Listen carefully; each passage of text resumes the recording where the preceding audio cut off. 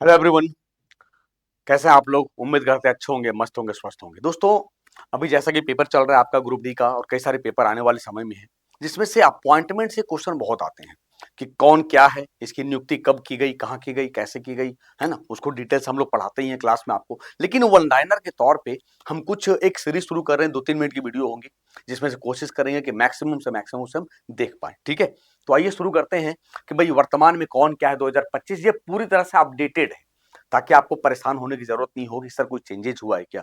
जैसे आप देखोगे, ये देखो, सबसे पहले दोस्तों आपको पता ही है कि अभी राष्ट्रपति जी कौन है। भारत के राष्ट्रपति द्रौपदी मुर्मू, जो 15वें कहां से, उड़ीसा से हैं, संथाल जनजाति से हैं, सबसे युवा राष्ट्रपति भी रही हैं। भारत के उपराष्ट्रपति कौन है दोस्तों? सीपी राधाकृष्णन, ये 15वें हैं, जो गवर्नर रहे थे महाराष्ट्र के, है ना। भारत के प्रधानमंत्री दोस्तों नरेंद्र मोदी 16वें हैं, जो 2014 से कंटिन्यू है, ये तीसरा टर्म मतलब टर्म है। 2014 से 19, 19 से 24 और 24 से फिर 29 है।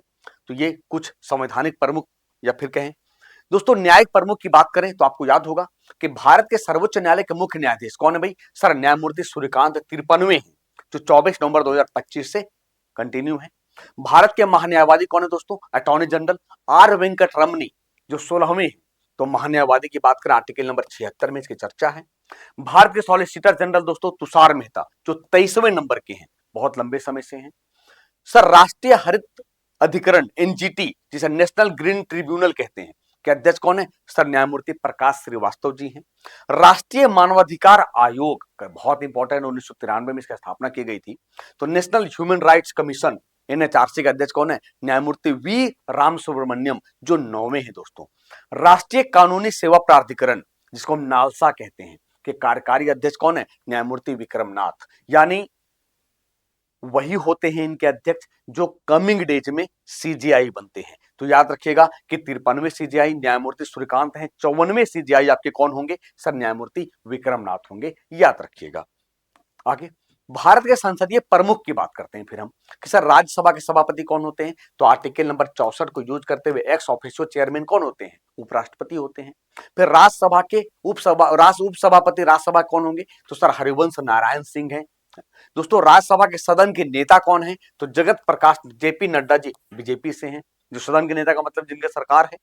विपक्ष के नेता कौन है दोस्तों राज्यसभा में? मल्लिकार्जुन खड़गे कांग्रेस से हैं, विपक्ष के नेता हैं।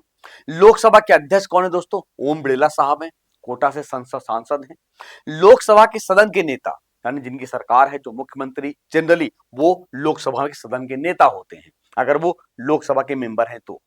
लोकसभा के सदन के उपनेता कौन है? अगर प्रधानमंत्री नहीं है तो कौन उनकी जगह पे? तो राजनाथ सिंह भाजपा, जो रक्षा मंत्री हैं। लोकसभा में दोस्तों विपक्ष के नेता कौन है? तो राहुल गांधी विपक्ष के नेता हैं, याद रखिएगा, ठीक है। तो ये भारत के संसदीय प्रमुख निकल कर आए। भारत के निर्वाचन आयोग की बात करें दोस्तों तो याद रखिएगा कि सर मुख्य निर्वाचन आयुक्त ज्ञानेश कुमार 26वें हैं।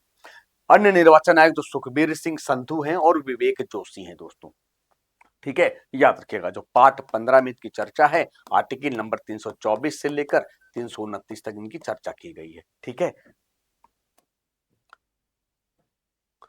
सशस्त्र सेनाओं के प्रमुख की भी बात कर लेते हैं। तो भारत के सर्वोच्च सेनापति राष्ट्रपति होते हैं Draupadi Murmu ji. Chief of defence staff कौन है दोस्तों? दूसरे अनिल चौहान जी हैं। और पहले कौन थे? बिपिन रावत, जो जिनका देहांत हो गया, भगवान उनकी आत्मा को शांति दे, है ना। भारत के थल सेना के प्रमुख कौन है दोस्तों? जनरल उपेंद्र द्विवेदी, जो 30वें हैं। भारत की वायुसेना के प्रमुख कौन है दोस्तों? Air chief marshal Amarpreet Singh, ये 28वें हैं। नंबर जरूर याद रखिएगा। भारतीय नौसेना के प्रमुख कौन है? एडमिरल दिनेश कुमार त्रिपाठी, ये भी 28वें हैं दोस्तों, ठीक है। तो ये था कुछ शॉर्ट में इंपॉर्टेंट अपॉइंटमेंट। जानकारी कैसे लगी आप हमें कमेंट करके जरूर बताइएगा। अगर आपको लगता है सर कि ये सीरीज चलनी चाहिए तो फिर से हम यही 3-4 मिनट की वीडियो लेकर आएंगे, जिससे आपको हम मैक्सिमम जानकारी दे पाएंगे। चैनल पे नए दोस्तों, चैनल को सब्सक्राइब करिएगा ताकि आपको बिल्कुल ऐसा ही वीडियो मिलता रहे HI competition classes YouTube channel पे। तब तक अपना ख्याल रखिए। थैंक यू, शुक्रिया, जय हिंद, जय भारत।